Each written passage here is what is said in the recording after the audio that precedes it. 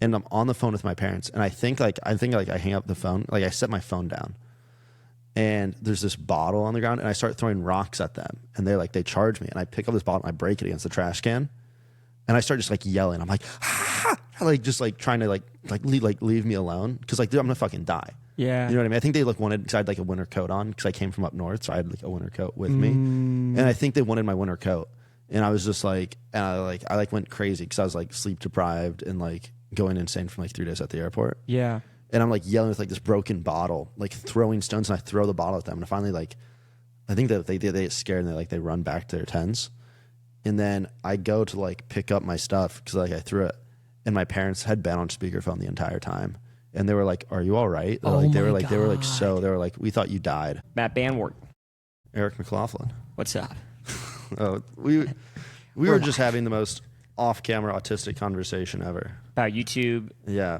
100 people in every city to buy tickets. That's what I said. That's okay. So, not that you asked. The dream of mine is, as a comedian, if I can just have 100 people in every major city in the U.S. buy tickets, Yeah. then I can tour and make my money, and that's all I want.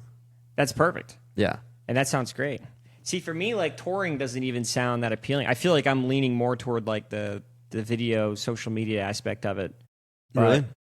But I do understand, like, I don't know. I just feel like touring and all that stuff, moving around a lot, that sounds like a lot. Can I ask you a question? Yeah. If you could, would you rather be a YouTuber or a stand-up comedian? And that's not like some comedians I feel like would ask this with like a level of judgment. This is not a judgment thing. I'm just No, and curious. I understand.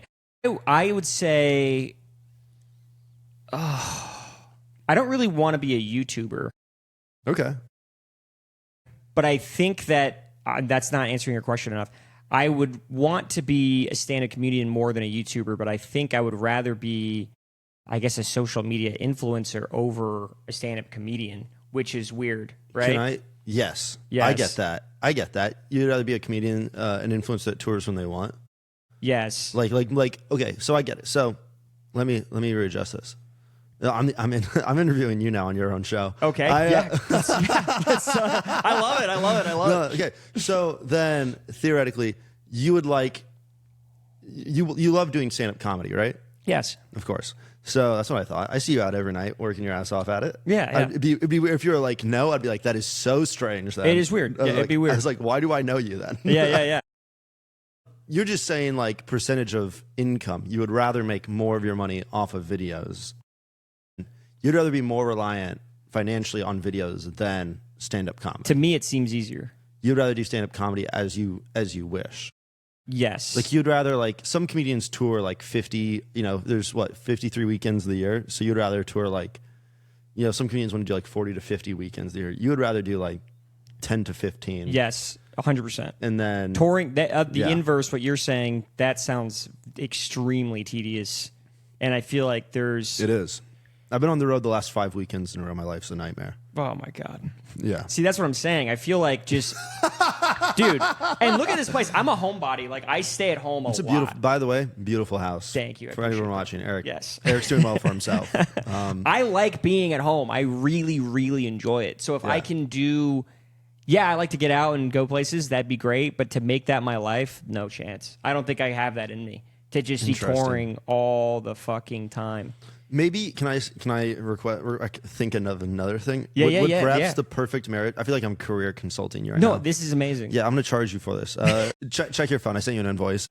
I want 10% of everything from now on. This documented. Don't delete this video. We'll keep it. No. So then, would perhaps the dream be a live show that lives on YouTube, like a Kill Tony, not like format wise, but like. Maybe you're the host or like the star of a live show, so you get the rush of doing the live act. Yeah. But it goes on YouTube then. Right. Would that be something? That would be something that would be fun. Okay. Yeah. That I could see myself doing that. Yeah. But the thing that I'm like, man, like you said, traveling 40 weekends out of 52, that's fucking nuts to me. Oh, yeah. I could not imagine doing that. I would love to do it. My problem is I just make like the profit margins for what I do right now are so small. But when I do get a big payday, it's big. Mm-hmm. But the dream would be like to make way more money doing it. And then also I like So I used to feature, there's this club in Appleton, Wisconsin. I lived in Chicago for 5 years. Yeah. And Appleton, Wisconsin was close enough to drive, called Sky Comedy Club, and they would do Thursday through Sundays. That's what I would want to do. Yeah. Because then you do 6 shows. You got to actually stay in the city for 4 days. You got to look around. You got to take it in. You got to go, wow, this is Appleton. Mm-hmm. You got to really enjoy it. And you get a lot of shows. And you can work out. When you're headlining 6 shows, I mean, you can just pop out so much new material. Yeah. Because then it's like, then you have to write every day. When you're doing like 45 hours. And it's like, you can just riff something one night and then you have a whole fucking weekend. Right. To iron out the thing you riffed on Thursday. Mm-hmm. And it's an hour-long show, so it doesn't, I mean, you can bomb for 5 minutes. That's par for the course. Right. You know what I mean? I would expect that. Yeah. But I guess, but in that situation, you're still traveling. No, I'm saying this is what I want. That's what I want. Oh, okay. Yeah, that's what I want. Okay. Sorry. But how many weekends of travel does that include? For me, I would love to give me 40. I'd do 40. 40? Not full time. 40, dude? 40? I mean, eventually, I'd like to do it for a few years of that so I could just make like so much money. I also get to travel the U.S. And it'd be cool if I was selling enough tickets. Like, I just got out of a, I don't know, situationship. And I was like, I think the dream would be like to make enough money where you could like bring the wife with you. Really? It'd be fun. And travel with them? And then eventually get like big enough. I listen to Daniel Tosh's podcast. And he'll do like these casino runs now. And he only does like 10 to 15 weekends a year. Because he only has to. That's the dream, right? That's the dream. To get big enough. But he's so fucking huge that it's like, of course. Yeah, but he has his family like on the tour bus where it's just like him and his kids spend a week together and they get to go through the Midwest on a tour bus. And he's gone for like maybe 2 hours out of the day to do the show and then he comes back. Yeah. And so it's like his whole family just tours with him. And that sounds like super fun. That does sound fun. Yeah. But again, that's the tip of the iceberg. Yeah, you have to be so big. You have to be fucking massive. You have to have 300 episodes of a show on Comedy Central. But I mean that sounds really nice. That would be obviously ideal. Yeah. But then you hear these other guys like you said doing every single weekend. I don't know if I can deal with that. That'd be gruesome. Because I was gone in Miami for just this weekend. Nice. And I was already like, I miss home. What were you doing in Miami? I was there for a bachelor party. Oh, nice. It was pretty fun. Debaucherous, but very fun. What a great word. Yeah, it's amazing. You been to Miami? I was born in Florida. Oh, nice. But I don't remember. I was like 3 when I left. Oh. So I may have been to Miami, but I have no recollection of it. Where'd you grow up? I grew up in Iowa, but I was born in Fort Myers area. I've seen your videos of like best places to rip a cig in like random town, Iowa. Yeah. Oh, yeah. And then, I have like a handful of followers in Iowa because I'm from there. Yeah. And so if I ever do something in Iowa, it's like guaranteed to go viral. Yeah. Because you'll see like, it'll like, the analytics will show, I'll have like, I don't know, more shares than likes. Or a video will have like 4,000 likes and then like 7,000 shares. Because people are like, oh my gosh, I live in Ames, Iowa. Yeah, this is about us. This is me. And so I kind of do them on like smaller cities. What do you think the distinction is of relatability to people when they like a video versus they share it? So if it's really relatable, like that's us, then they share it. Yeah. But then when do you think they would like it? I think it would have to be like, I think people, especially Instagram now that it shows people likes, like what you like, I think it's going to be like more fluff stuff. So like a cute dog video. Oh, like a dog video. Or like maybe something that's like educational. So liking it and then your friends see that you liked something smart maybe. Yeah. But as far as just like, thug fight videos, you're going to send it to the group chat and be like, dude, look at these people fighting on 6th Street. Right. But you won't like it. Yeah. I don't want, my friends to see that I like this. Yeah. That's interesting. That's probably true. It's probably exactly right. Yeah. I used to work in social media marketing. We were talking about that before. Yeah. But I think that's kind of what generates that. But I'd rather go viral by shares because then you're not like reliant on the algorithm. You're going viral the old-fashioned way. Yeah. That's interesting. Oh, Iowa. What Iowa. part? What town? You said Ames? Ames is where I went to college. I'm from all over the whole state. Okay. My family lives in Des Moines now. How'd you get into comedy? I was bored. And then there was an open mic in Cedar Rapids, which was the nearest city to where my family lived. It was like 40 minutes away from us. Yeah. So I drove to Cedar Rapids in the wintertime and did an open mic, and everyone there sucked. And I remember being like, this is the big city, Cedar Rapids. Wow. My first time I did it, I wasn't great, but I was like, I'm probably like 5 sets away from being better than these guys. And then, 5 sets later, You're better. you come back and you're like, hey, I think I'm doing better than these guys in Cedar Rapids. And then you moved to Chicago. Yeah. And then 3 years later, Oh, really? I had to graduate college. Oh, yeah. I started when I was 18. Nice. So then, shit. Yeah. So then 4 years of doing comedy in Iowa, and then you're like, I think I'm just as good as anyone else here, You're like, whatever, go to Chicago. And then Was that a wake-up call? you're like blown away. Chicago's very strong comedians. Yeah. At least when I moved there. I don't know what the scene's like now. I know some people from there, like you mentioned Peyton Ruddy and the other girl, Stephanie. I forgot there's some other people from. Yeah. All very funny comedians, both of them. I'm trying to think of some other 2 people. Matthew Mitchell, Tom Feedback. Okay. Live here from there. Okay. Jessica Misitano.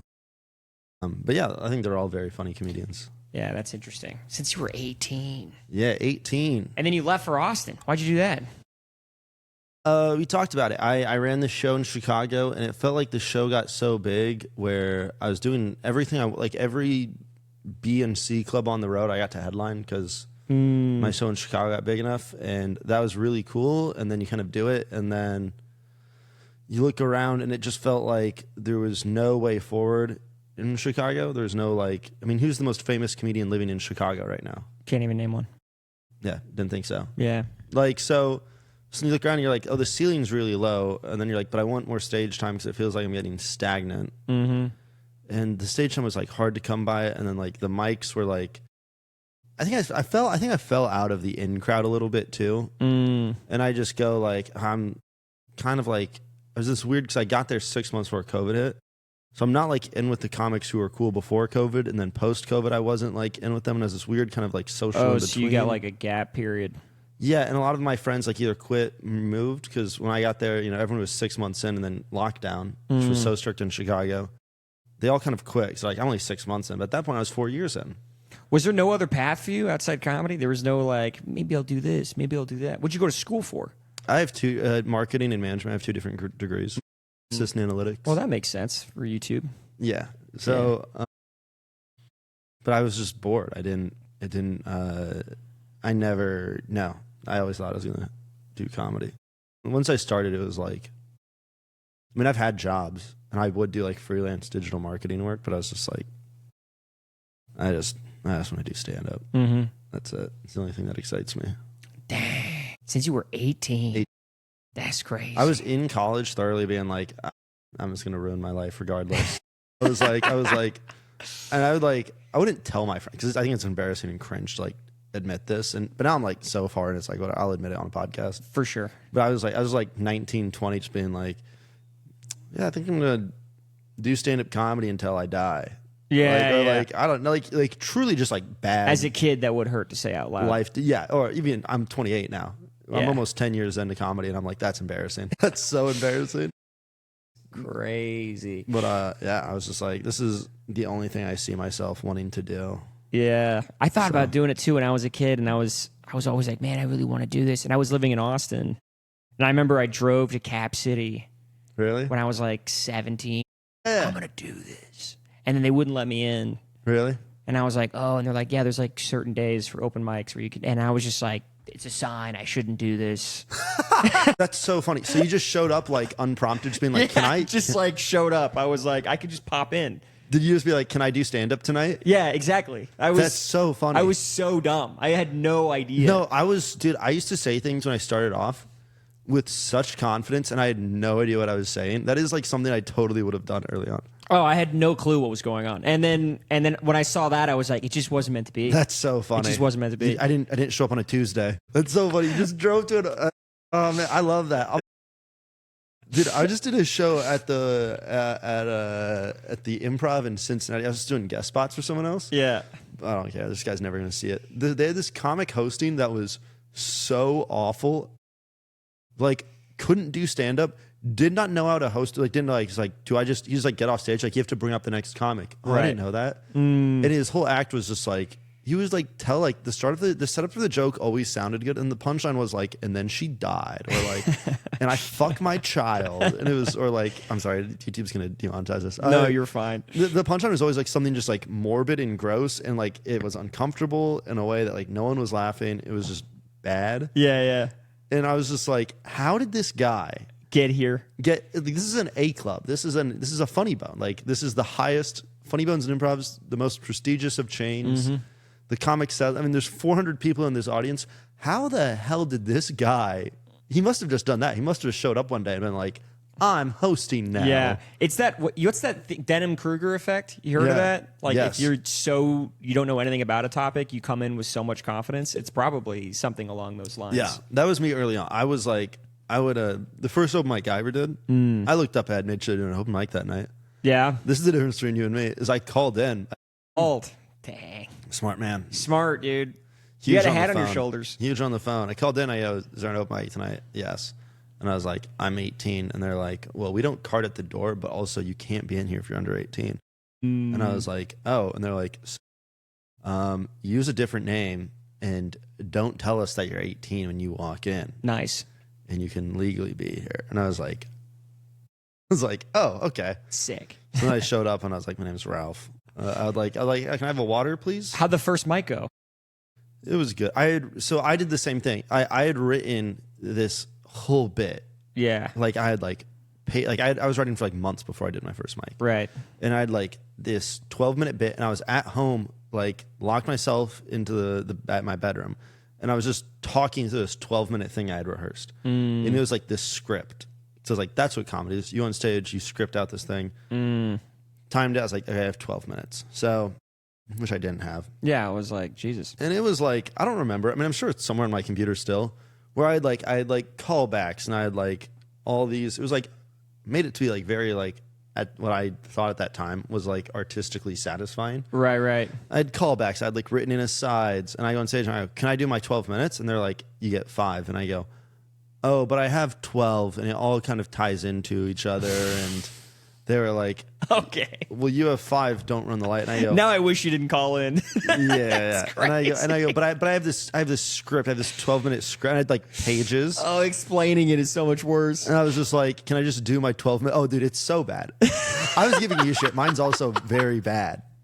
My first one was stand up, and I was just like, I have this 12. I was in my car. It was December. It was in the middle of winter in Iowa. So I'm in my car freezing, reading, practicing every line of this script I was like memorizing. That's what stand-up comedy is you go into these, because you see specials. And you memorize. You thought you had to memorize it like a script. Yeah. And so I had this script ready to go in my car, and it was, it would have been brilliant. But what was the gist of it? Can you like the gist even a little? Yeah. So I worked as a camp counselor in West Virginia. Yeah. And like, dude, the first year of comedy, all I did was talk about living in West Virginia. Yeah. And just like, it was a lot of like hack kind of like redneck jokes kind of. Yeah. And I had this like, but I had callbacks, and I was like, ooh, this isn't hack or stealing like street jokes. It was like a lot of like not a lot of it, but like some of it was like street jokes that I like put a personal twist on. Got it. And I was like, this will be original. And it probably was dog shit. But I remember I got laughs, and I remember most people at that mic didn't. Also, what I did, I just went on stage and I just talked through it as fast as I could. And I got 6. I did a minute over, and then I got off stage. But you left thinking like that was okay. I got laughs. Most comics didn't get laughs. Yeah, and that's good. And at that time, and like it's so funny because like I still go back to Iowa, and it's still this, where it's like it's a lot of like the comics in Iowa, like it's so funny because a lot of them are like want to be edgy. They're like they're like Doug Stanhope wannabes. I feel like that's here. Yeah, kind of. Yeah, I guess at the open mic level it is that. But at Iowa, all that there is the open mic level. You know what I mean? Okay, so it's just a bunch of shock value. Yeah, shock, or a lot of like, I'm such a degenerate. I love to drink and smoke, and I watch porn. Yeah. It's a lot of like that. And I remember being like, well, that subject matter seems to be pretty played out at this mic. And at least I'm talking about like a personal life experience. Right. With like a level of like sincerity. So I was like, it feels like subject matter, what I was doing was like a little more original, even though it wasn't.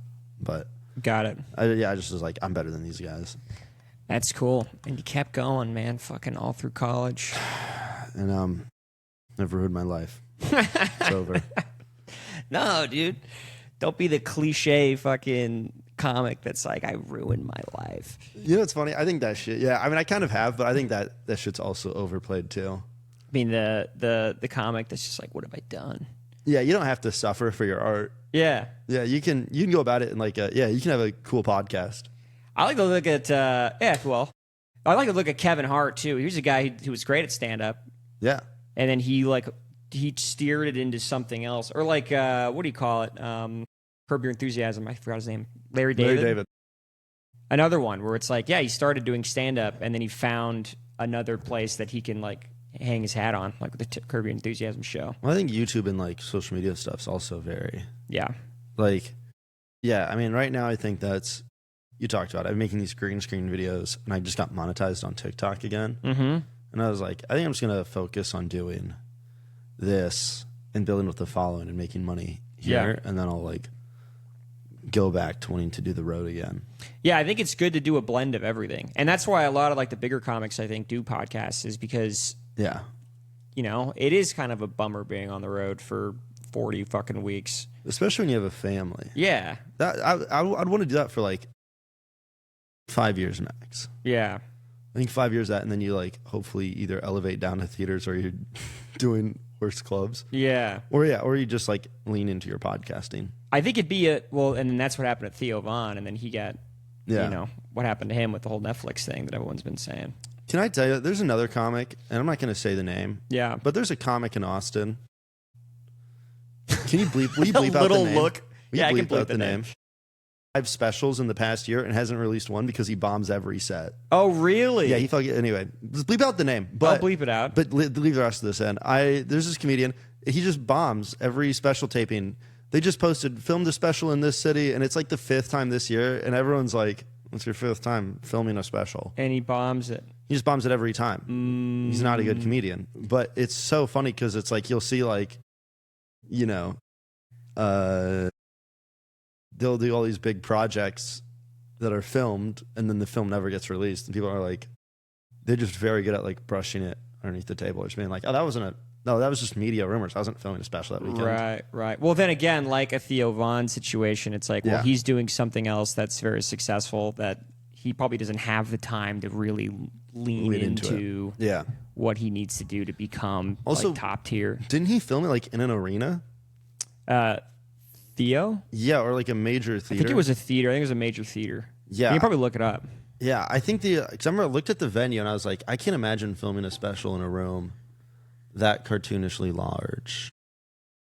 And I think there was like people heckling and like people were trying to make about him. Memory, dryness. Got the name of the theater. The Beacon Theater. The Beacon Theater. There we go. All right, look at the Beacon Theater. I just can't, and there's some theaters I'd want to film a special in, but especially if you're even a little bit rusty. New York. Yeah, but it's huge. It's like it's borderline an arena. Yeah, look at that. Yeah, that's too big.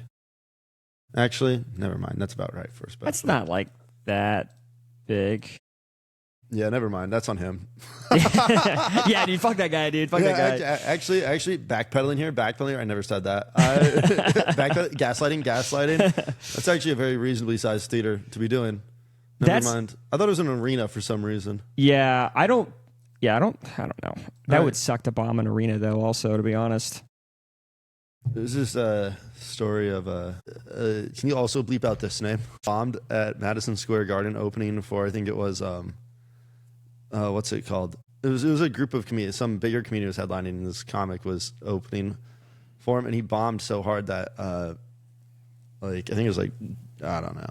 These 2 other comics like in the green room, and they just go out stage. And these 2 comics ran out on stage at Madison Square Garden, no planning, no prep, because the feature act bombed so hard that they just did like slapstick. They were just like, they went, oh, and they fell over each other, and they were like, they were like they literally like to try to recover. Yeah, apparently the headliner was like, go, leave, get on stage right now, reset the room. I'm not following that. We're taping. Like I need, and they just went on stage and they just like literally like fell over each other and like and just were like, did it work? Doing like, yeah, it like worked great because it's Madison Square Garden. It was so easy to do, but apparently the feature act was just so bad that they were like, do anything, just like make people forget what just happened. And so they went on stage and just did like fart sounds and shit, and like literally like that, and it's like to reset the room. That's crazy that you could still have that happen to you at that level, though. You know what I mean? It's wild. Because I don't think that guy deserves. Like he doesn't seem like the kind of guy that would do that normally. They're a very bad comedian. You think so? Yeah, the person I named, they're actually terrible at stand-up comedy. Oh, interesting. Yeah. Interesting. Well, then how does he have the position? I like how we're operating on not trying to give away anything. I am a shameless name dropper in conversation. I've been doing this for 9 years. How long have you been doing stand-up? Oh, dude, I'm like a year and a half in. Yeah, so I've been doing this for way too long. And where it's like I've heard all the good stories, you know? Yeah.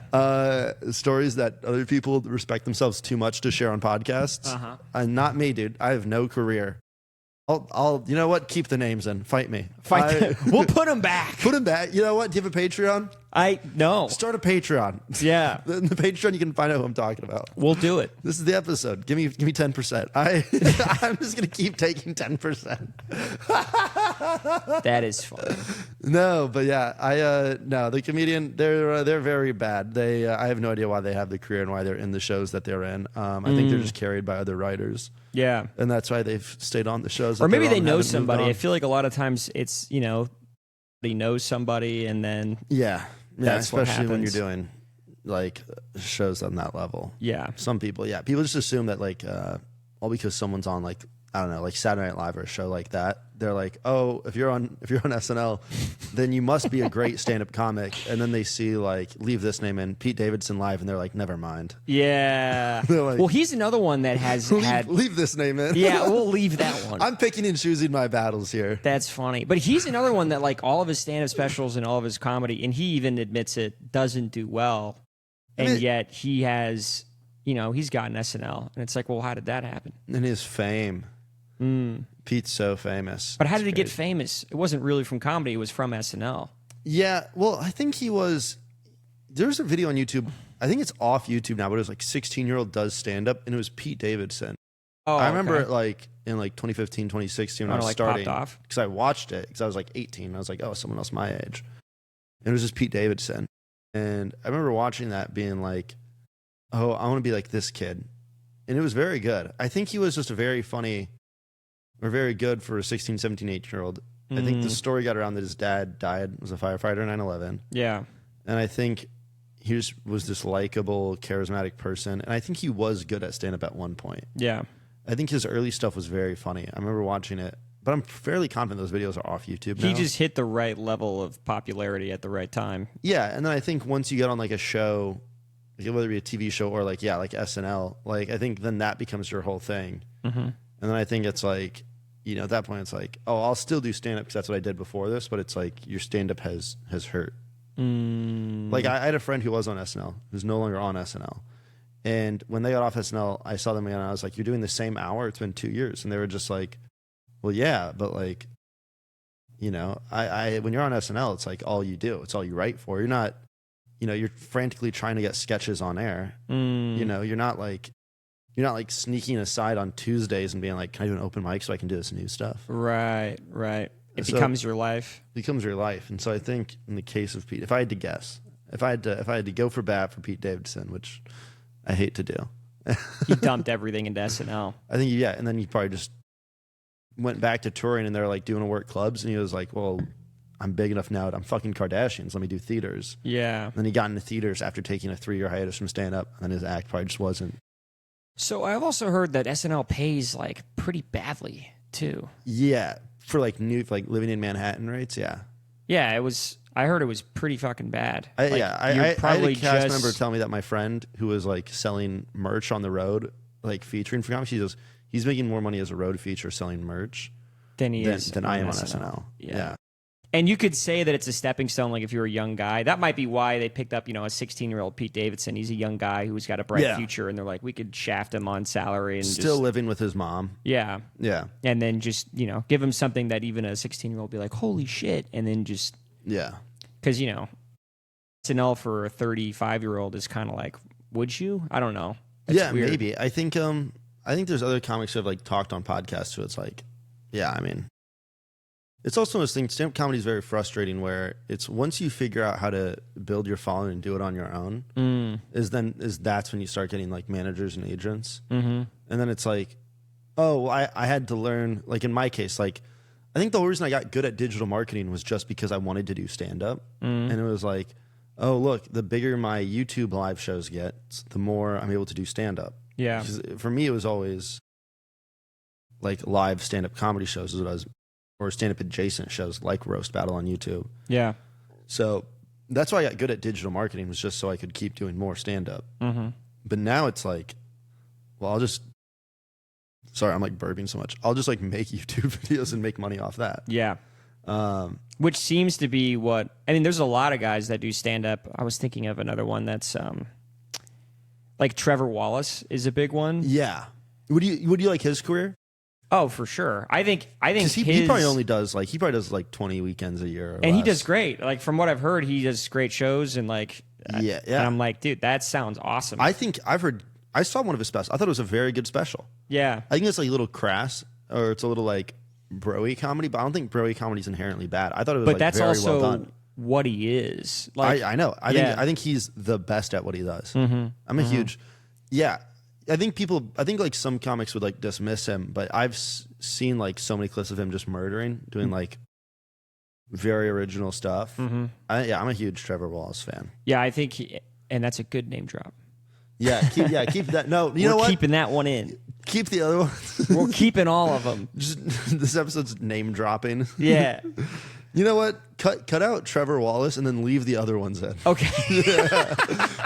Cut out the compliments, leave in the negative. And if you pay for the Patreon, you can get the negative version of this episode. Was Pete Davidson a positive or a negative? Yeah, leave him in. Okay, we'll leave him in. We'll leave him in. I think it was a net positive. I think I went to bat for him because I think his stand-up isn't good. Right. But I think that's because he got too famous. Yeah. Where I think when he started off, I think he was like a prodigy.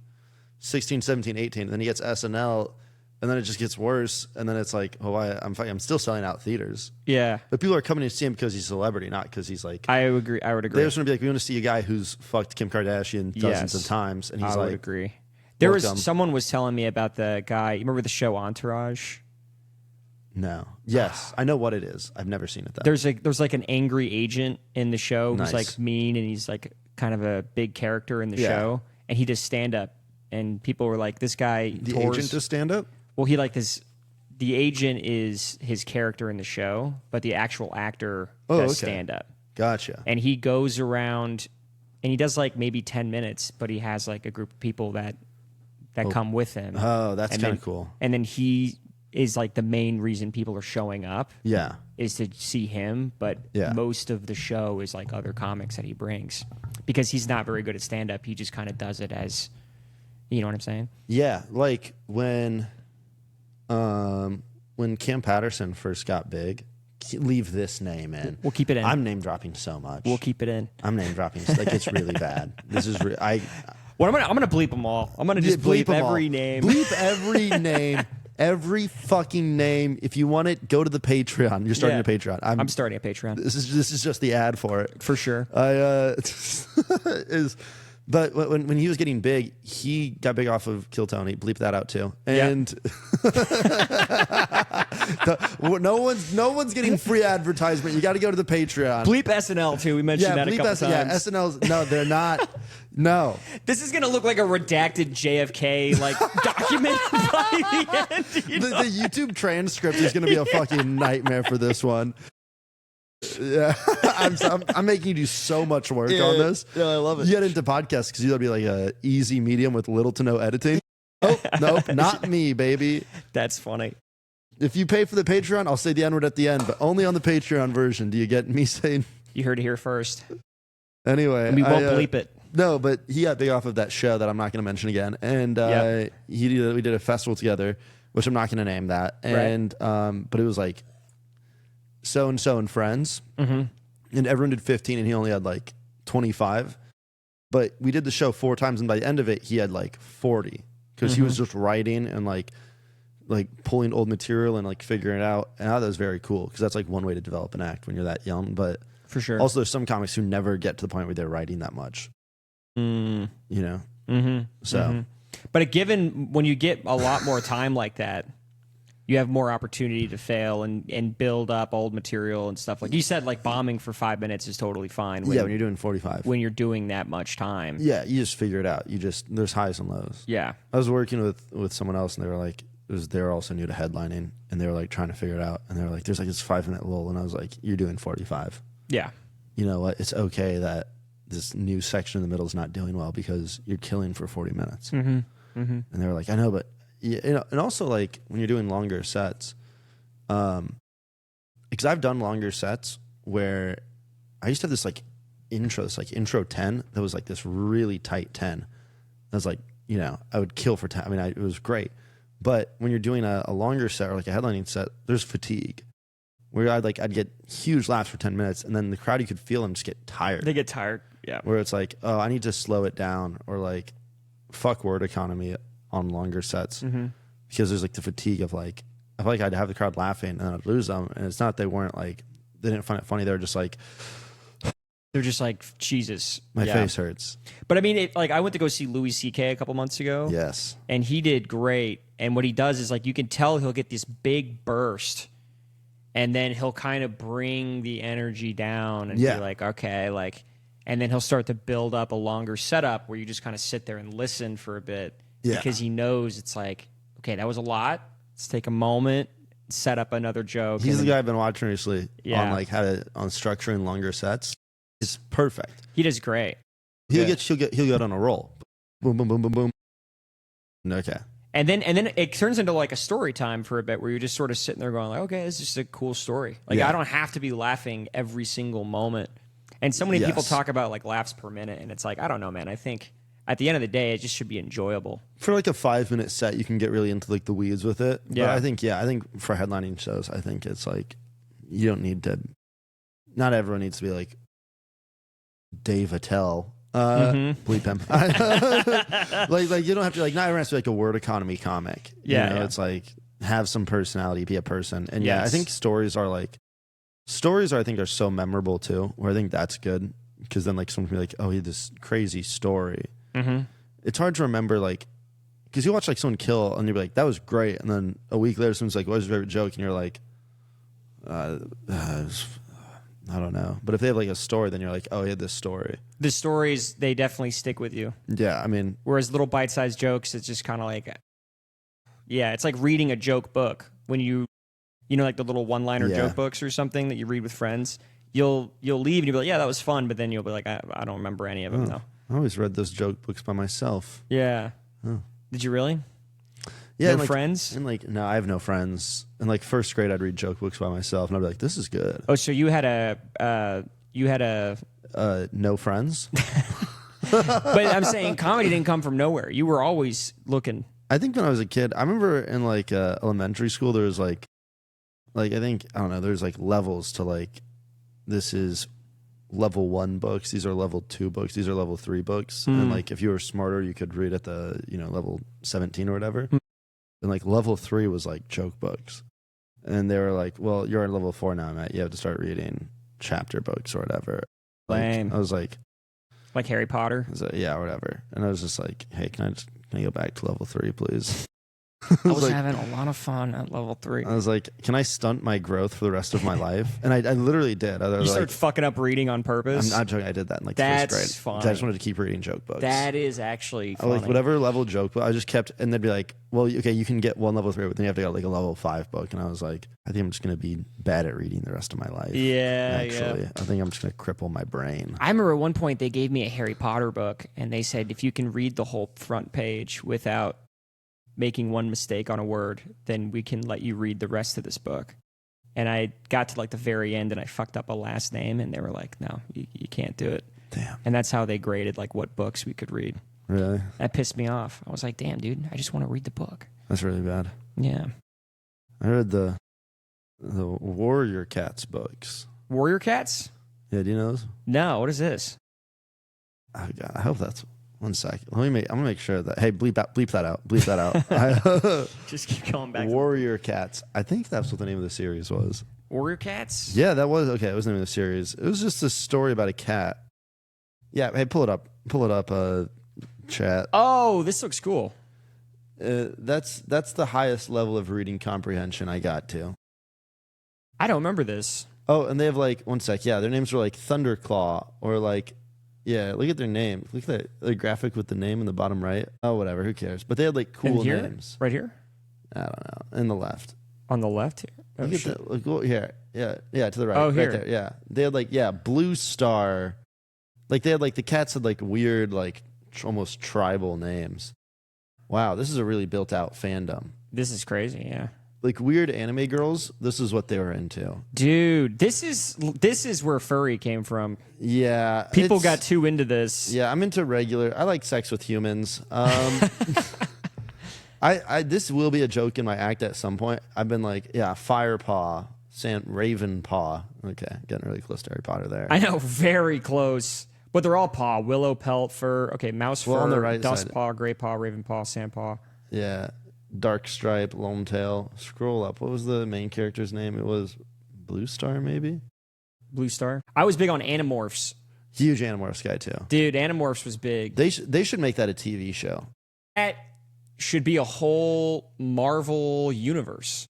Yeah, because they were like, it was so obviously, Animorphs were so obviously each book, because they were like 64 of the books, right? Yeah. Did you do Goosebumps? No, I'm afraid of horror stuff. Really? I think that's what the next. I think I got to a point, and that was like Goosebumps was the next thing up, and I couldn't pull myself to do it. Oh man, you don't like horror movies or anything? Not at all, bro. Like no part of me likes the idea of being afraid or scared. What? Does nothing. You don't watch any scary movies? Dude, I know it's so. I will leave. You'll leave?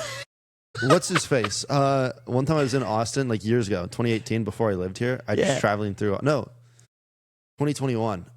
When like the Snowpocalypse hit. Yeah. I was frozen into the airport for 4 days.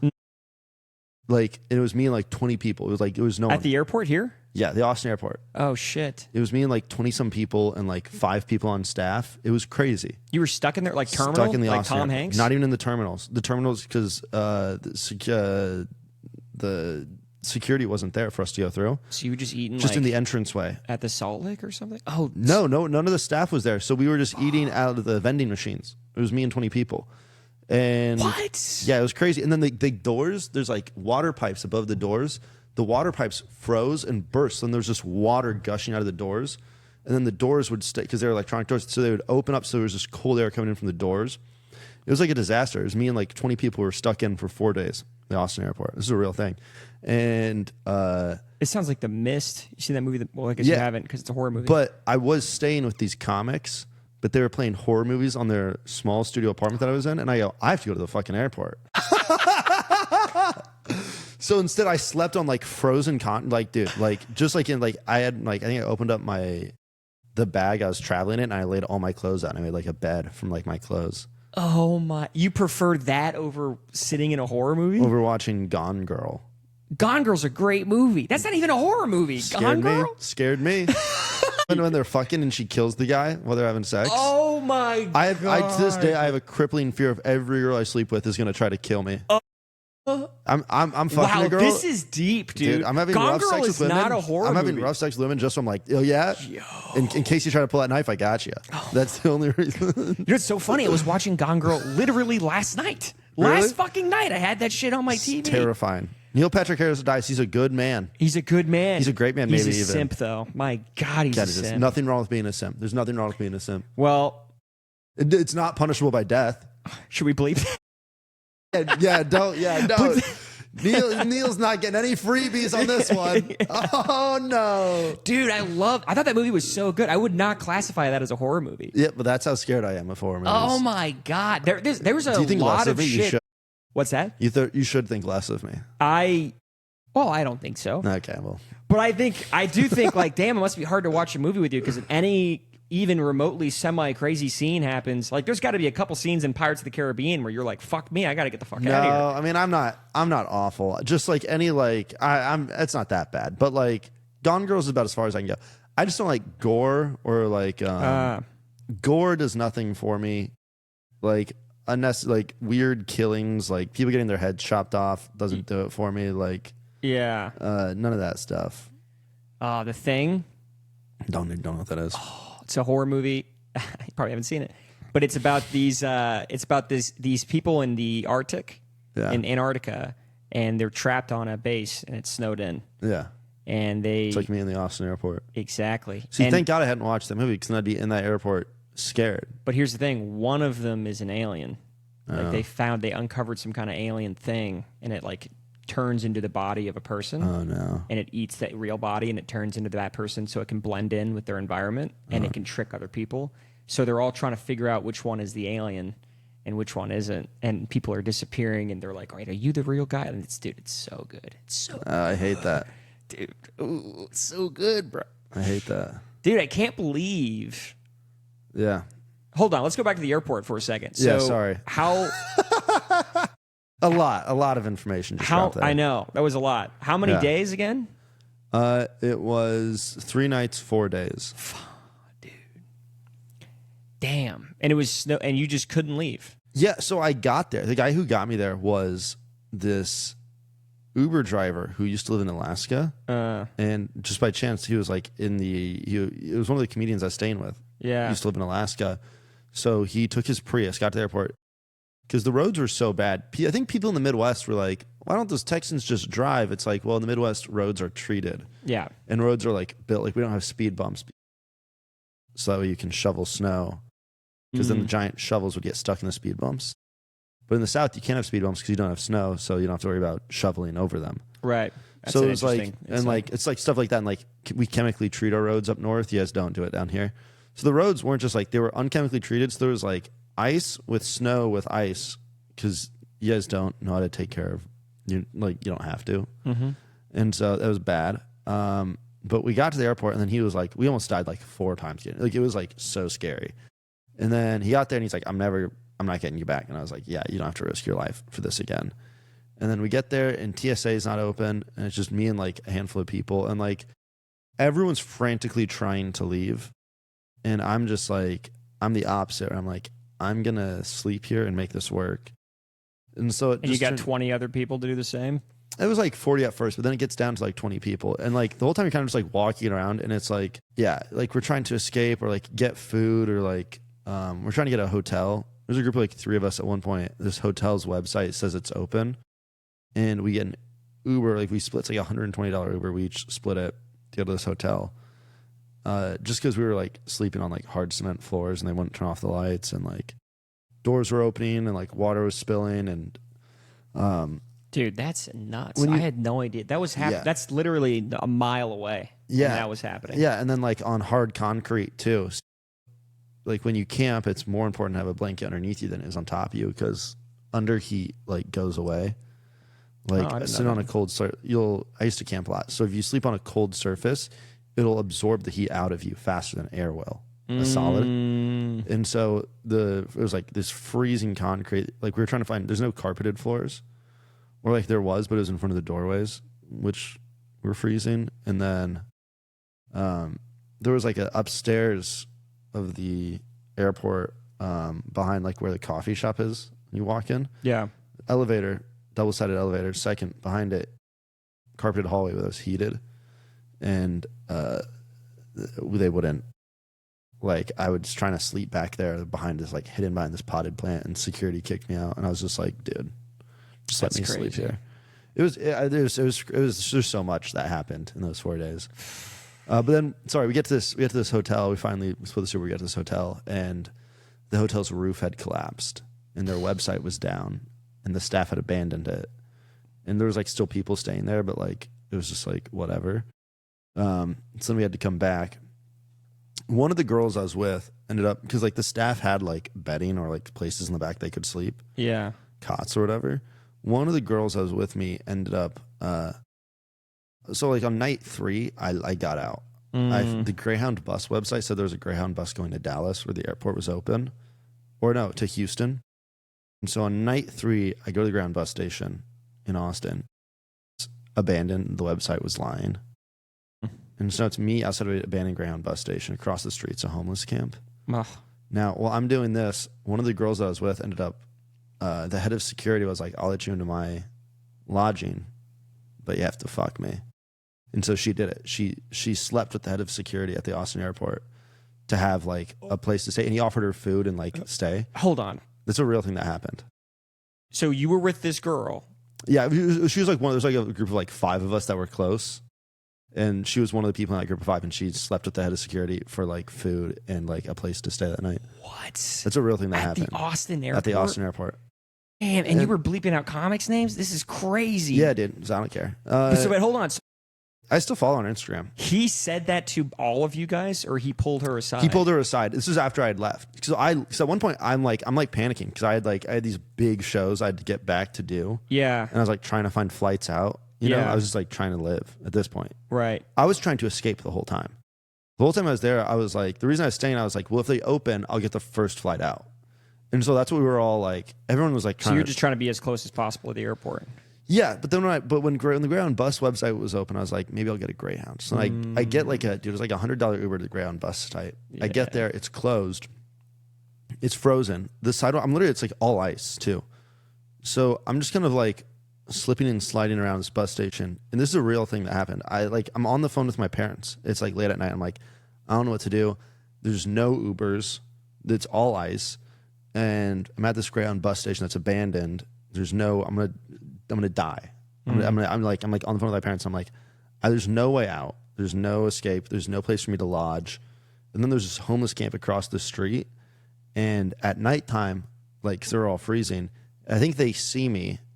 And they like these like 4 homeless people start like crossing the street because like there's no one on the roads, and I'm like standing outside, and this like group of like 4 homeless people are coming to approach me, and I'm on the phone with my parents, and I think I hang up the phone, like I set my phone down, and there's this bottle on the ground, and I start throwing rocks at them, and they charge me, and I pick up this bottle and I break it against the trash can, and I start just like yelling. I'm like, ah! Like just like trying to leave me alone because like, dude, I'm gonna fucking die. Yeah. You know what I mean? I think they wanted, because I had like a winter coat on because I came from up north, so I had like a winter coat with me. And I think they wanted my winter coat. And I was just like, and I went crazy because I was like sleep deprived and like going insane from like 3 days at the airport. Yeah. And I'm like yelling with like this broken bottle, like throwing stones, and I throw the bottle at them. And finally, like, I think that they get scared, and they run back to their tents. And then I go to like pick up my stuff because like I threw it, and my parents had been on speakerphone the entire time. And they were like, "Are you all right?" They were like, "We thought you died.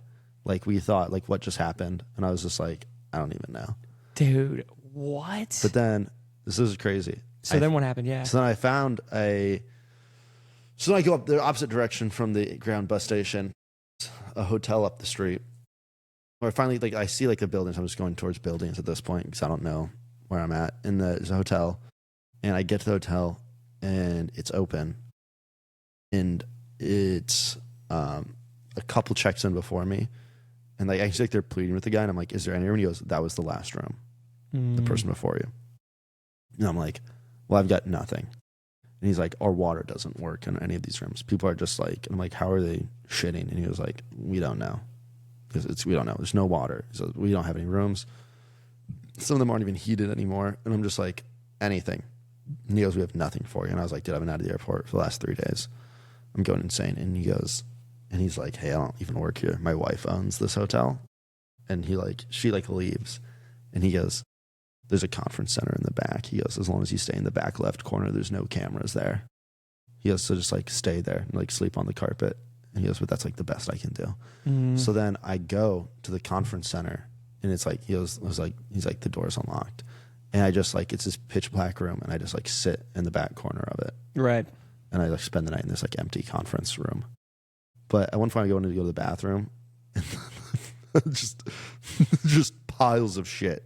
Like not even like in the toilets. Like the bathroom was like all shit. Like people were just like pissing in like these like shit. Oh my god! It was so God. crazy. It was crazy because I walked in, some guy walked out, and he was like, don't even look at me. And I was like, what? And I go, oh my! Like the bathroom was literal piles of shit. Dude, I had no idea it was that bad. Dude, it was Holy so bad. Shit. 4 days without water. That's a lot in a full hotel. It was a full hotel, mind you. And people, they want to do it in their own rooms. So it was crazy. And then yeah, people have their own rooms, you would think. yeah. But they had a chef in. I got heated food that night, and I remember I cried. I cried over like the sandwich. And then cause I was going crazy. Oh my God. And I'm now putting this like on my Instagram story. And at one point, the local news in Iowa, one of my friends is like a news reporter there. They interview me, and I do the news, and I have like a bandana on. I don't remember doing any of this. Like if I didn't have photos of this, I would thoroughly don't remember most of it. But I've like gone through photos on my phone to put this together, and like I documented it. Like when I got back, I started like writing this all down. But like when they interviewed me on the news, I have a bandana, like a red bandana on, and she's like asked me questions, and like I watched like a clip of it the other day, and like I'm like incoherent during this interview. Really? Yeah, because like in Iowa, they're like, we have a guy down there. Do we want to interview him? And I was like, sure. Dude, Iowa sounds tight, dude. Everyone's just like squad. Gang. That's so crazy. They interviewed, but I'm like literally like, I'm not like insane, but I'm like you can see it like in my eyes. Like in the I'm just like. What do you think it was? Is it like lack of food or just like the craziness? Yeah, lack of sleep? Like no sleep, no food. And I was also like thoroughly in like escape mode. Like I just remember like every ounce of my body was like trying to escape. And I was like refreshing because I was charging my phone there, and I was like refreshing like the rental car websites. And when the rental cars opened up, so I spend the night in the hotel, do the interview on the phone. I'm like refreshing the like rental car places. It opens up. The airport rental car places open up again. It starts to heat up a little bit. So like roads are kind of clearing. Oh God. I go back to the airport again the next day after the hotel. Yeah. And like it's the same people. And then the airport starts to open up and people start flooding in. And I like panicked as more people came into the airport. Because it felt like I was losing track of like the 20 people. And it felt like I was like, in my mind, I think I was like taking care of them. Or like they were like my people, or like my family. I felt like we were getting split up when more people came in. And I started like going like crazy. I was like, I'm losing them. I was like, are they okay? And then I was like so nervous. And then people came in. Southwest was going to open up their flights. They decided last minute to cancel, and all these people started flooding out again. I just go to the rental car place, and I'm just like on their websites refreshing. Finally get a rental car, and they let me like leave. So I get a rental car, and I drive to Houston. I get there 30 minutes before my plane takes off. I get in, and I get the flight out. And it was like crazy. It was like 4 days, and it's all just kind of like a blur. Well, I can't really remember all that. Yeah, it's kind of like a lot of it's like a blur, but dude, yeah, it's pretty insane. Gosh, and this is like my vacation to Texas. Nuts. Yeah, so that's what stand-up comedy looks like. Yeah, I did like 2 shows in Austin in 2021, and then it turned into that. That's nuts. Yeah, and you weren't even living here then. No, I was just traveling through. It was just a road trip for comedy. Oh my God. You know what the best part is? What's that? My ex was cheating on me that whole time. No way. Yeah. You're dying on the airport floor. I'm like video calling her, like going insane. Crazy. And then she would like hang up and be like, I gotta go fuck someone else. I didn't learn that until years later. Isn't that wild? What'd she tell you? I don't know. How'd you find out years later? She was everywhere. She cheated on me so much. Oh no. That sucks. I think I was like, I don't know. That sucks. Isn't life so cool? Isn't comedy so much fun? Dude. Isn't it great? 18 years old, I decided this is what I wanted. That's a good story, though. That is a solid story. I don't think I've told that one on a podcast before. There it is. Super interesting. Like, man, 4 days. Yeah. If I told you my Snowpocalypse story, you would be like, oh, that's so cute, man. Did you sit around candles? Bro, I was here, lights on, water working. Everything was totally fine. Everything was totally fine. I had a buddy of mine and his girlfriend were like, can we stay with you? Like, we have issues with our water. So they were staying here for 4 days. We played poker on the floor. We had sick. Some music. We were just chilling. I was playing video games, watching movies. It was a good time. Yeah. Paid time off.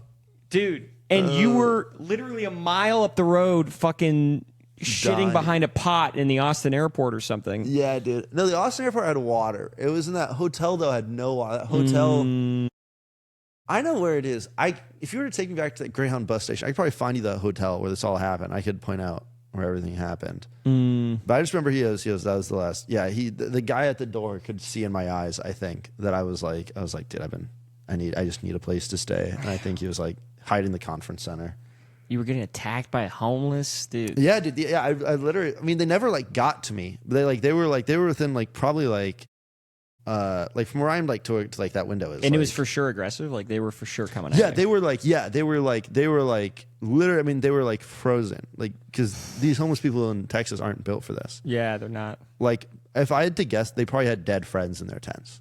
You think so? Yeah, I mean, because their tents were just covered in snow and ice, and it's not like they don't prepare. I mean, I don't know, unless they had like layers of blankets or coating that they had found. Like, I doubt it. they probably weren't very prepared for like days under 20 degrees. You know. Yeah, I got to like the teens, I think. And they were just kind of like not even like saying words. They were just kind of like looking at me, like they just like, I think wanted my coat or something, and I just like was like throwing stones at them and like acting crazy. And I like I said, I broke that glass bottle and like was like waving it, and I threw it at them, and I just like that was kind of what scared them. Dude, that would scare me. Fuck. They're just walking up to you with a hot meal, and you're like,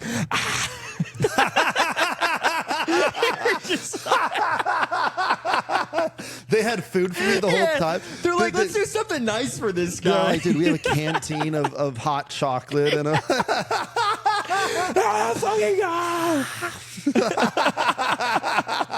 oh boy, this is a comedy podcast again. Man. That'd be so funny. Yeah, dude. Oh man. Also, can you bleep out Greyhound bus station? I don't give them any more. Yeah, we'll bleep out that and Austin Bergstrom. Yeah. They don't deserve this. Yeah. Only on the Patreon do you get to know where I was at when this all happened. Dude, that is a crazy story. Yeah, man. Yeah, shout out Austin, Texas. Fuck. Yeah. Damn. And then you went back home. Yeah. So they interviewed you in the hotel? The guy that interviewed you? Yeah, the news broadcast. Yeah, I have like a photo of it on my phone. I don't really know where the broadcast is. I'd love to see your face in that situation. You're just fucking... I think it's on my... You got shit all over your face. Just one like, sec. I think it's in my Instagram stories. I think it's like... Or I may have gotten rid of it recently. Yeah, stuck in ATX. It's like on my Instagram highlights. Follow me on Instagram at Matt_Banwart. Oh, we'll tag you. That story is going to be the highlight of this pod for sure. There's like... One sec. Let me see if I can find it. Yeah, I'm like, Doc, yeah, this is the hot meal at the hotel. There's the car. And then, yeah, it's like during COVID, so I'm like wearing And then masks. The flight home. Yeah. Is that the closest you've ever been to feeling like you were going to die? I usually do like a series of questions at the end. Go for it. Where I ask people like some random shit. That's fine. Yeah, you should do that. And one of them was, what's the closest you've ever been to dying? But I feel like that might have been it. But I'm curious. I'm trying to think. I feel like I've been more scared. When I was a camp counselor, we had a group of kids. I was a camp counselor for years. We don't have to get into it. I had a kid pull a knife on me once. One summer I was taking care of inner city kids, and I had a kid. They had taken a group of girls that were at the camp, kind of like hostage almost, and a kid pulled a knife on me. He kept them hostage? Hostage isn't the right word. They kind of like pressured these girls into going up at 10 with them. These were like, not to be like that and guy. They were kind of like, rolling the implication of like, if you leave, something bad will happen. Yeah, and then I came up as a camp counselor, and I was like the same age as these guys. They may have been older than me. They were like for sure bigger and more athletic than me. Dangerous. And these inner city kids, and like one of them pulled a knife on me, and I kind of like bluffed my way out of this situation. What'd you say? I was just like, I thoroughly. This is very funny.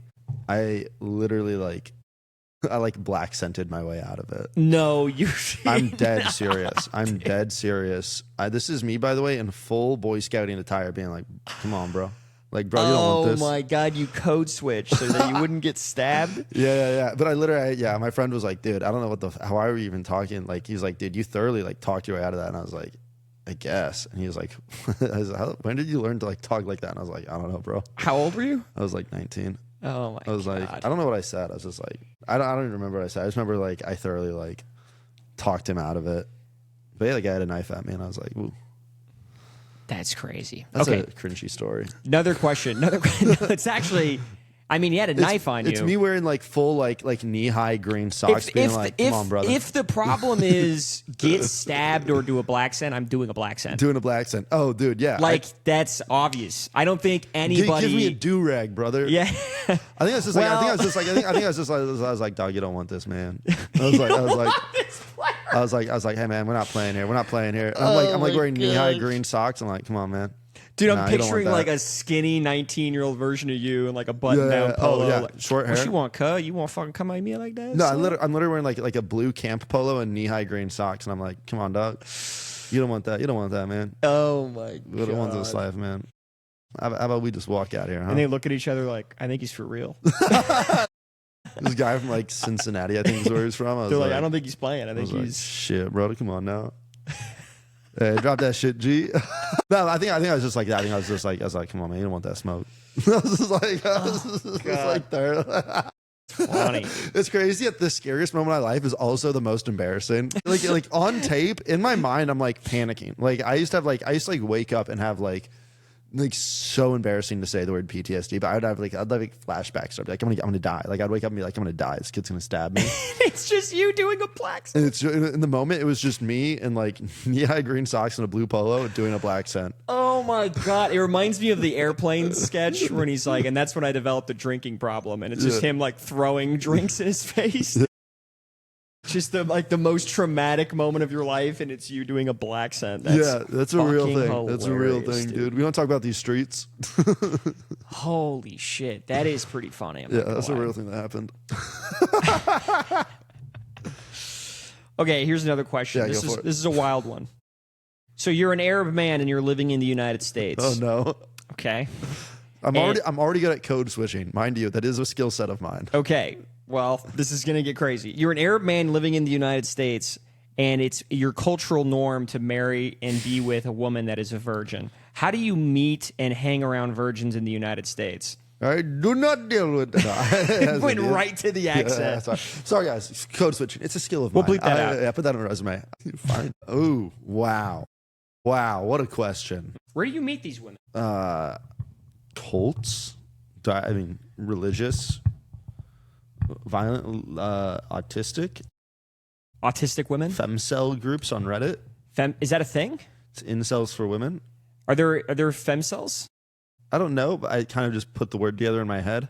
I feel like femcells is a cult. I feel like women are attracted to cults that would be like Reddit women would be cult women. I just date really ugly women. Is that what you would do? Yeah, fat ugly. I go straight to tortas. No, not Hispanic. Hispanic's fuck. Yeah, I was gonna say even tortas are probably not just virgins. Fat ugly white women. Just fat ugly whiteys. Yeah, shout out fat ugos. Stay pure. You're gonna find. Hey, stay pure. You're gonna find yourself a nice Arab man. Stay pure. That's it. I mean. Yeah. That's the worst part about being a fat, ugly white woman is you end up with an Arab man. You end up with an Arab guy because they have no other options. Oh, man. That's my 8th time getting canceled. I'm never getting SNL. Dude, I think, but I mean, that's the thing. So the reason I asked that question is because I know a guy who's Arab and he's like, it's really hard to meet women in the United States because nobody here's a virgin and I have to be with a virgin. And I'm like, that's like a terrible circumstance to be in, you know? I'm fucking on the first date. You think so? I mean, personally, right now in my life, yes. It's really bad. You got to get it out of the way. I'm not dating for the right reasons right now. Well, at least you're honest with yourself. I'm honest with everyone I've ever been with. Yeah. I'm like point blank. Like, I'm trying to have sex with you. This is not love. There's no attraction here at all. There's no. I hate to get who you sentimental. are as a person, ma'am, and you should not like me. To get deep, do you think the fact that you're approaching sex right away is the reason why you're not falling in love? You know what's funny? I just I had a 3-month stint with a lady who I deeply cared for. Yeah. And it didn't work out. And yes. Okay. And the answer is yes. That's good. Yeah, I'm afraid of falling in love. And you're honest. And you're 28? Yeah, I'm 28. You get time. How old are you? I'm 31. Yeah, gross. Yeah. Washed. Ew. You get plenty of time. Gross. Okay, for real. For real, on God. I'm realizing that you're from Iowa. This is probably going to be a question that will fall flat. Your most famous relative. Yeah. I have a first cousin who plays as Roxy Hart in the Broadway production of Chicago. Really? Yep. Wow. Her dad was... All my family is farmers. I'm not like an industry kid. Okay. Both my parents grew up on farms. But her dad was a journalist, and she is a Broadway dancer. That's actress. cool. That is cool. Okay, that was good. Shout out Katie. Shout out. What was this called? Bleep her name. Bleep that name. Yeah, we'll bleep that name. She doesn't deserve that. We are so sorry. So sorry. Top 5 places to rip cigs that isn't a bar or a typical drinking location. Oh, damn. You did your research, Eric. I did my research. You dirty dog. Okay. I'm doing a list right now. Top places to sulk in Austin, Texas. Okay. I think if you just want to rip cigs in a place that looks like if your life were a movie, would this be a cool, dramatic scene? Yeah. I think on top of a parking garage. That's a solid one. I think the wind might get in the way of ripping the cig, but I think on top of like a downtown parking garage. Yeah. So tough. That's good. So cool. And you have this like privacy, and if someone does see, they're just gonna be like, God, what a cool guy. And then they're gonna get into their Prius. That's a great answer. Yeah, on top of a parking garage, Zilker Park, any of the parks in Austin, actually preferably like a really shitty small neighborhood park. I think that's better. Like I think that's even cooler because Zilker Park's like so performative. Yeah. Find me your shit neighborhood park where there's like 2 benches and like a dirt trail that leads nowhere. Yes. For sure, number 2, and then. You're on a roll. You're killing it. 3 on a plane because that's illegal and kind of cool. Dude, there must be some plane, flights where they allow you to smoke on planes. in like the 70s, 80s, you could. Yeah. There's like no modern like private charter or something you can rip cigs on. So do it on a public plane in the Austin airport because I fuck the Austin airport. I got beef. I got trauma. Wow, we've really gone through some really good ones. Gang. Walking up and down, not in a public drinking spot. On a stoop, on steps outside of like an apartment building. Okay. That's more of a Chicago thing than an Austin thing. But not a lot of stoops in town. Yeah, not a lot of stoops. You're right. Places to. I'm trying to think. I'm gonna try to tag one. I need one more. Well, not a typical drinking more, spot actually. is really where it falls. I would say Secret Beach or like any sort of like water that isn't a main. Yeah. Like not like a Barton Springs or something like that, but like just on the side of the river. That's next to on the creek. I can't say creek, but I prefer creek from Iowa. Creek. Hell yeah. The creek. Is that what they say in Iowa? Creek. Yeah, and then number 1 is gonna be. Oh, this is a good one. One sec. I had one. I had something. I had it. I lost it. On the walking bridge? Oh, on campus. On campus is good. On campus is cool. Yeah, I mean, if I was a college student and I ripped cigs, I would do it performative. So early on, I was like, oh, parking garage, non-performative. Now, last one's fully performative. Fully performative. On a campus to pick up. But I like that because they'd all be like with Zins and vapes, and then you just run up with a cig. Like, fuck that, show that dude. You're an old-fashioned man. You're an old-fashioned guy. I like that answer. Yeah. That is good. Oof. That was a tough one. Yeah, we got out of that, though. Yeah. Oof. We did good. I like that question. Biggest non-physical difference between men and women? Brain. No. Between men and women. This is another toughie. Biggest that you notice the most. What is the biggest non-physical difference between man and woman? I'm thinking of all the physicals right now. Yeah. That's the problem. Boob, stick, all that needs to go. Yeah. I miss her. Should I call her? Let's call her. She has my number blocked. I'm trying to think. Emotional maturity. You think men have that? No, I think women do. Oh, women have emotional maturity. Yeah, why would you think men have that? I don't. You're just projecting? I'm projecting. Yeah, I think women are more emotionally mature than men. And what do you think men have over women? Nothing. Do you think so? Really? No. This is you trying not to be canceled again, huh? Yeah, I've ruined myself enough. Oh, I think man. I'm maintaining the girls, maintaining the gals. The biggest difference is the wages. The wage gap is real. No sense. There's no reason why. I'm going to fill in for you on this one. I think the biggest difference between men and women. Non-physical. Non-physical. Again, I would agree with emotional maturity. I think women are generally more emotionally mature, but I do think they sometimes are completely unrealistic with the advantages that they have at the tiny stuff. Yeah. The tiny stuff. Sure. They don't know the pull that they have just by looking at a man and doing a little cute little thing and what that gets them. They don't understand the weight of that. No, dude. See, now this is, if not for a technicality, I'd be an incel. Had I not had sex, I would definitely be one of those virgins on the internet. That'd be ripping on them. Women know that they do. They the lie floodgates to are open. us. They lie to us. Mm-hmm. Women know that they can control men by a look or a gesture. Yes. And then the second you start dating, and this is, by the way, I said earlier on I got cheated on. Yeah. What? No, I had no idea. Yeah, you did. You knew what you were doing. You knew what you were doing. She had no idea in what context. Just, I had no idea that he was gazing at me, or I had no idea that the way I was staring at him may have been gesturing, or I had no idea. He kept asking me over to his place to write. I had no idea. Oh, wow. It's like, She was a you comic. did. Yeah, well, We can bleep that out. yeah, get that part out. She started doing stand-up 6 months into us dating. And it was like, I had no idea. And I was like, oh, did you have no idea? Interesting. Yeah. Interesting. Yeah, that's something that they definitely are like, oh my God. It's like they know. They know when they can make a man go crazy. They know for sure. They know. But they like to play the whole... They pretend like they don't. I had no idea I was turning him on by sucking his dick. What? Yeah. You knew. And that's something that you girls need to be aware of. And we can tell. We can tell. I know when I'm being lied to and gaslit. Yeah. Yeah. Next one is a simple one. What's your favorite movie? Cars 2. Damn. No, The Sound of Music. The opposite of a horror film, both of Yeah. those answers. The Sound of Music. Really? Yeah. Do you know the whole song? Doe, a deer, a female deer, Ray, a drop of golden sun, me, a name I call myself, Fa, a long, long way to run. Nice. So, a needle pulling thread, La, and a to follow, so, tea, a drink with driven bread. Okay. And that brings us back to Doe.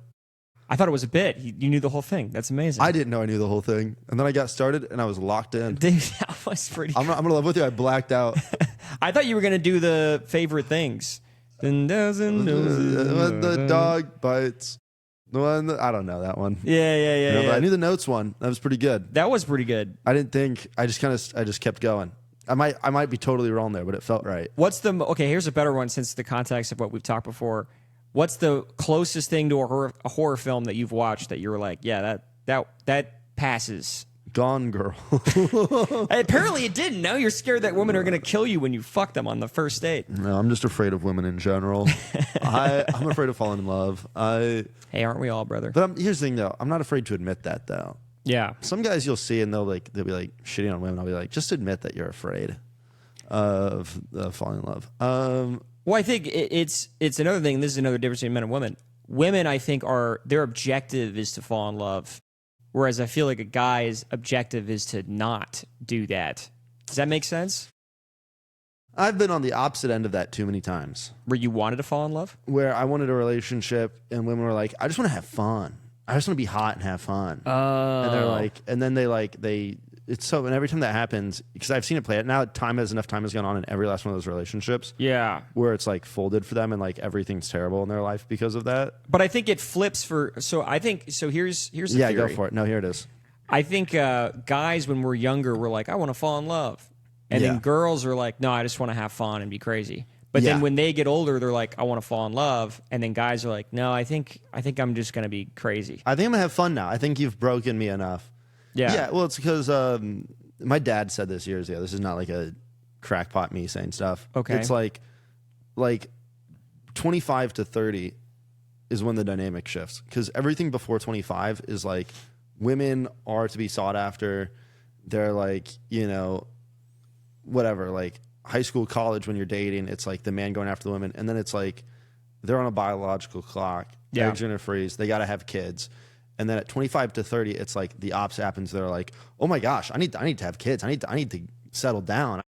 And it's like, well, and it's like, I'm going to start seeking and this is like such a cliche, like shitty, like incel thing to say, but it's like the men who have a career and like stability. And like, now I want that. I want the guy who has the nice house or whatever. And doesn't live like me with shit roommates, and like the dynamic shifts. And all of a sudden they're like, oh, I need to find a guy now before my eggs get weird, you know, before I start pumping out Tylenol riddled kids.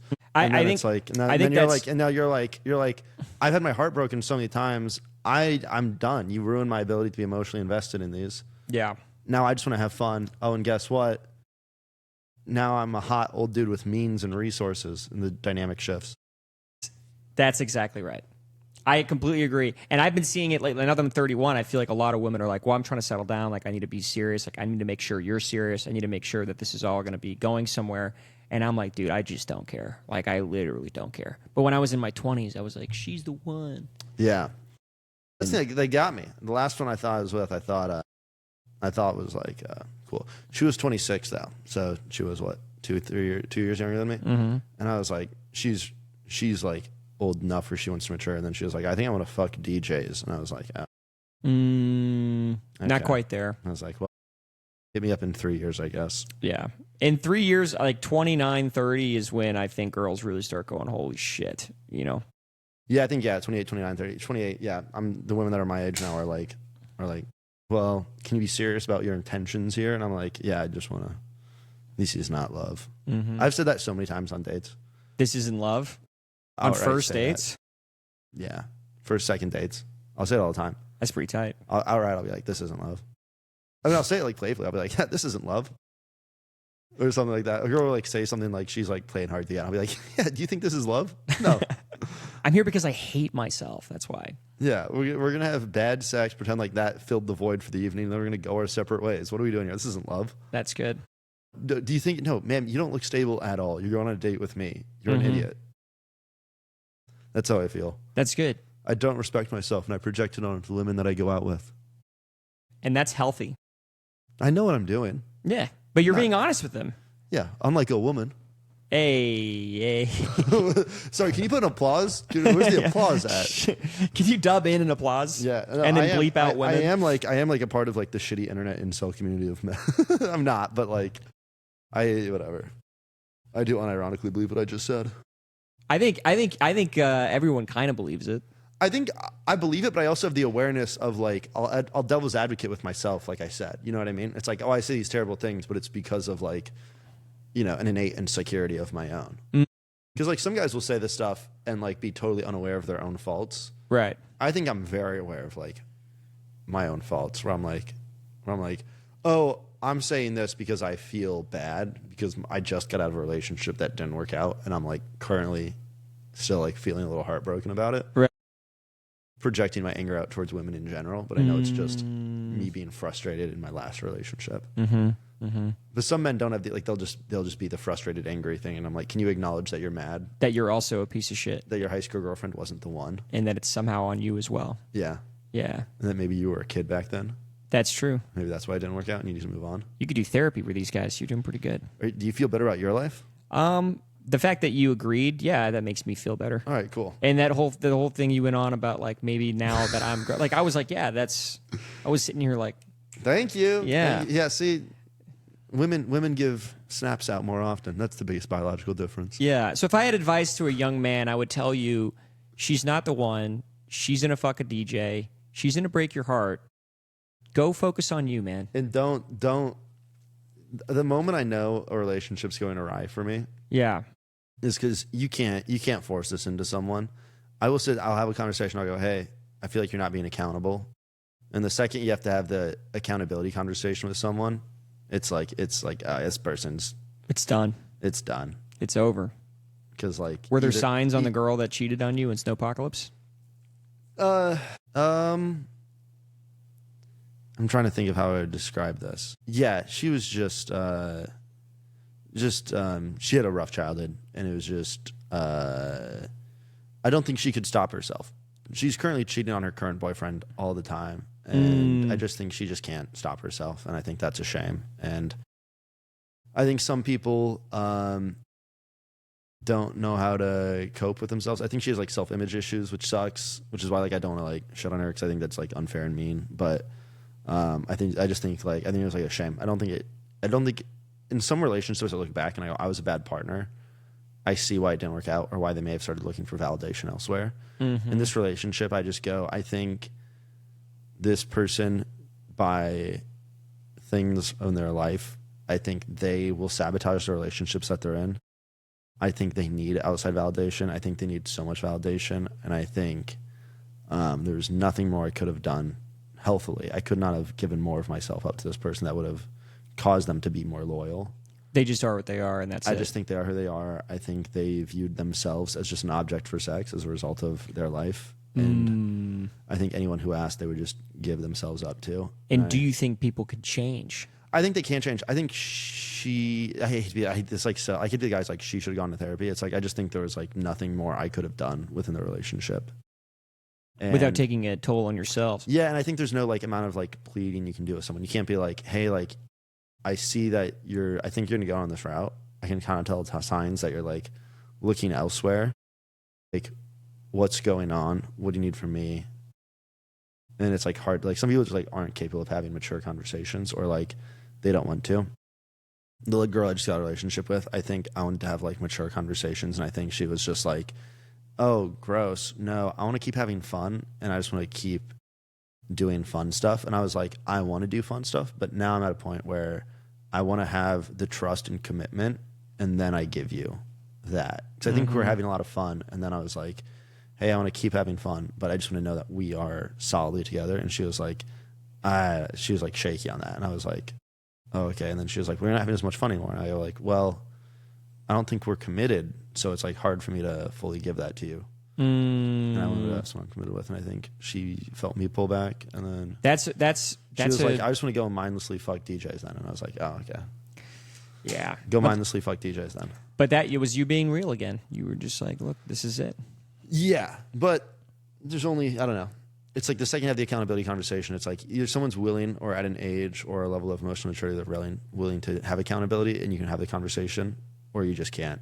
Someone's just like, I'm checked out because I already want to go see someone else. That's not going to hold me accountable. Yeah. And I think that's kind of what happened with both of those. Yeah, that's what they want. They go, you're bad for wanting this. And I go, no, I'm okay with wanting this, and I shouldn't be with someone that doesn't make me feel bad for wanting what I want. Okay, let's move to the next question. Taller penis or girthier penis?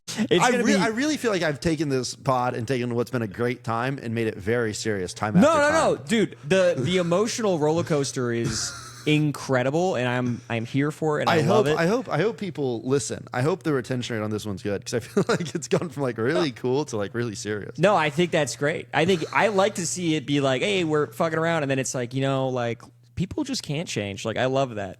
Yeah, sorry. I think I took way too long to answer those questions. I think I got really wordy. No, you're good. You're good. All right.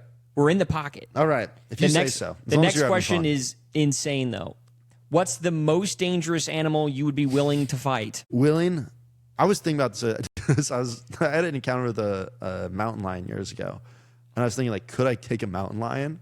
I don't think so. They don't look that big. I know, and I think I would try to, but it's the biting. I think I'd go for the neck. I'd try to snap its neck, but I think it's just so muscular. I think even like a wild, like a mountain lion. No, oh my god, no, there's no way. This thing's huge. Yeah, this thing's fucking huge. There's no way.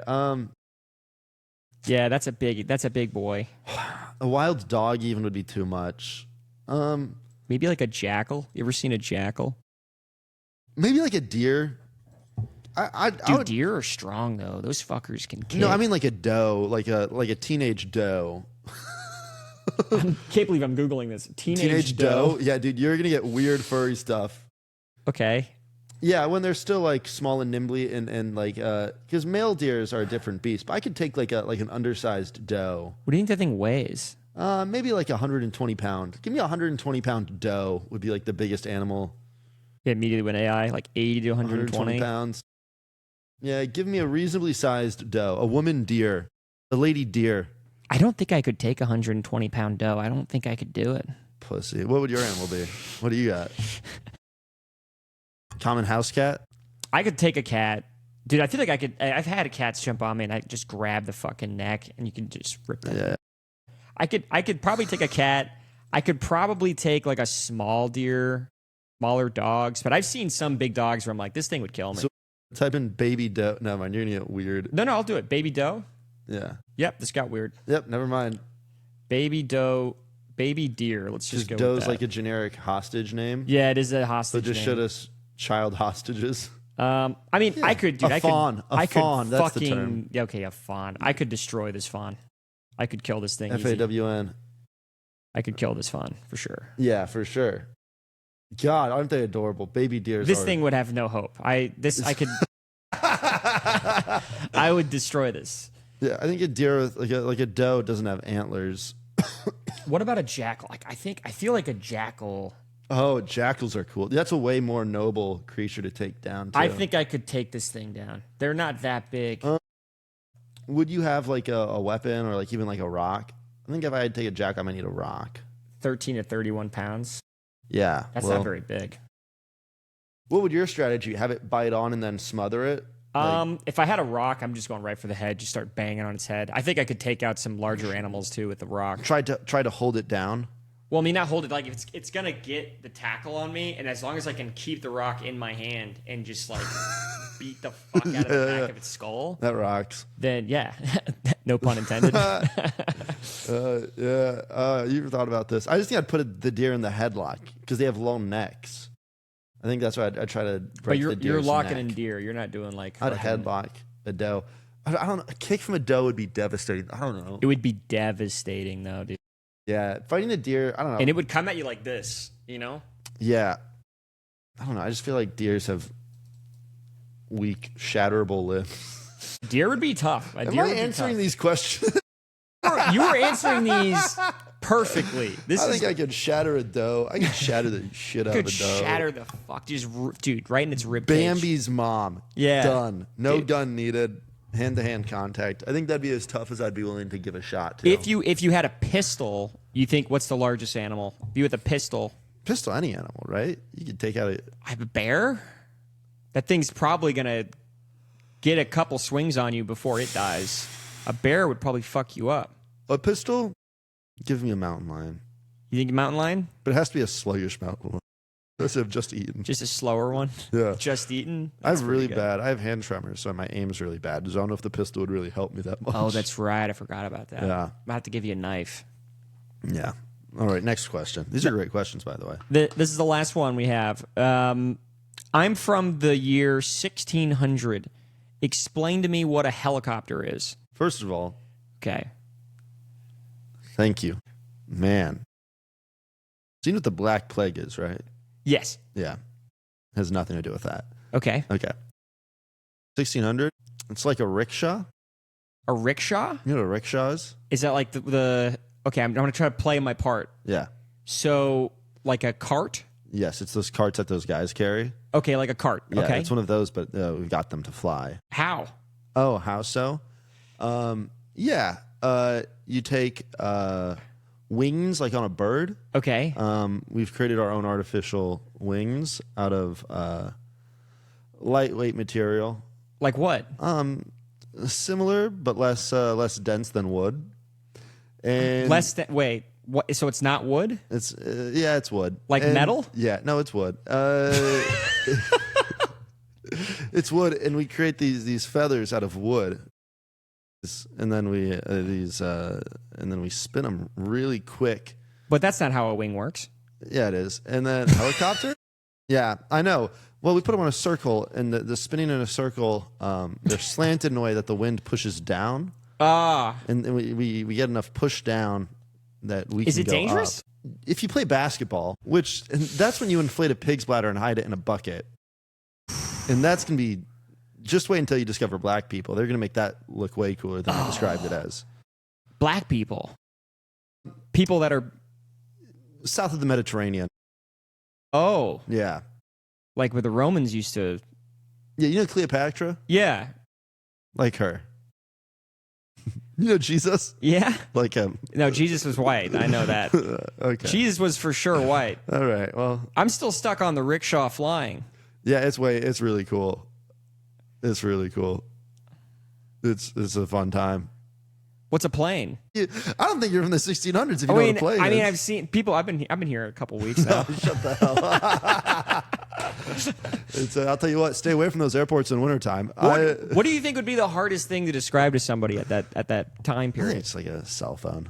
Cell phone will be tough. I think like because then you have to explain what a phone is, let alone what a cell phone is. If you had to explain what a phone, because then you got to be like, well, then how is it communicating with that other person? Like, what is it? You know, doing? like when like if you were to put a hand in front of your mouth, Yeah. and make a you can kind of feel the vibrations in like your neck a little bit. Right. You can put those vibrations through like a wire, and the wire will get to someone. And then eventually, we developed enough wires where you can get your vibrations through a wire to anyone in the world. Right. That's what a phone is. Well, that's an old-timey phone. Yeah, what about a cell phone? Yeah, well then we've... That doesn't have a wire at all. So then, those vibrations are called frequencies. Yeah. And those frequencies, we get them so thin Yeah. that we don't even need wires. They go through the air. You can send those frequencies into space using satellites. Don't even get me started with those. What's a satellite? Brother? It's like a rickshaw in the sky. Leaning on rickshaw so hard is a crazy. huge rickshaw guy here. It's a giant. We got really good at rickshaw. It's wheels. It's like a wagon. It's like That guy goes back wagons to in the past. sky. He's like, dude, the future, so many rickshaws. So many rickshaws. How do I invest in rickshaw stock? Because it's fucking We gotta nuts. get in on this. We gotta get horses behind these things instead of humans. That's cool. Yeah, I always think about that a lot of like what I would do to explain to somebody. But I think what it honestly is just like, how would you explain to a kid? All right, you get sent back to the 1600s with your current skill. What is the one item you would use to try to catch humanity up as quick as possible? This is I believe this is my often. I'm on a run. This is the question I think through all the time. This is a really good question. So it would probably be, what's the biggest piece of innovation that happened in the 1700s? Like, what's the biggest jump you could make? Yeah. Probably the biggest piece of innovation was like the movable parts, mechanical parts. Electricity would go pretty far. Probably a diagram. But it's one item. You can't bring the idea of like you have to bring a item and then you use that item to teach people of it. Well, like a laminated piece of paper explaining how to generate electricity. Interesting. Like an instruction pamphlet. Sure. Of electricity. Because I think if you could get electricity going quick, yeah, then things would skyrocket. I think the big leap was electricity. Okay. It's probably what I would do. That or like mechanical parts. So like trying to like a cotton gin or something, trying to get that going right away. Combustion A combustible engine would be huge. Bringing back a fucking Honda Civic. I think give me either copper wire or a magnet, and I could build a generator, and I could, using what I know now, I think I could get a handful of electrical items built. Really? Give me copper wire and a magnet. Damn, you're confident with copper wire and a magnet. One of those. It's one or the other, right? So either I have a magnet, or can I figure out magnetization on my own and then find copper wire, or will I be able to find and refine copper wire? I feel like copper would be easier to get than a magnet. I think a magnet would be harder in that area. I don't even know how to make a magnet. I don't know how to make a magnet either. I know you can, though, using like static electricity. I think you make a magnet. Hold on. How to make a magnet. Oh, okay. Here we go. Iron nail. But you have to have a magnet to make a magnet. Yeah, what the fuck? See? Probably going to go back with a magnet then. Yeah, and then try to figure out copper wire. Get a permanent magnet. So magnets are being made by magnets. That means that says that there's like a patient zero for magnets. Someone found a magnet at some point. Yeah, or I think things... Or just magnetic. Just magnetic pull. There's certain minerals you can find. I say give me copper wire, because the magnet I could fuck up, but copper wire, at the minute I still have copper wire. You know what I mean? So you're taking copper wire. Yeah, and I'm going to try to find a natural magnet. That's a pretty good answer. Yeah, but I don't know if I had any luck. We were at 1 hour and 40. Is this way longer than your average episode? No, usually go about 2. But we went through the questions. We had some good stories. That was fun. And I'm doing a heartbeat check on you. But yeah, we can end it if you want. I'm good. You good? Let's wrap. We're wrapping. Bye-bye. Bye-bye.